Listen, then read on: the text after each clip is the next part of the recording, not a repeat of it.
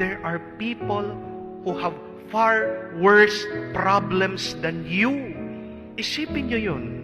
Merong iba, mas malala ang kanilang problema, mas masakit ang kanilang pagsubok, but do you hear them complaining? Do you see them giving up? Hindi. Hindi.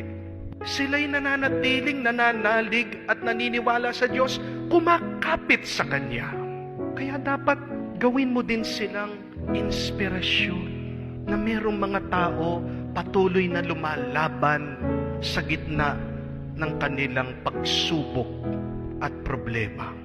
At ang mabuting balita, darating din ang panahon, darating din ang oras, kung ano yung hinihiling mo, pagkakalob din ng Diyos.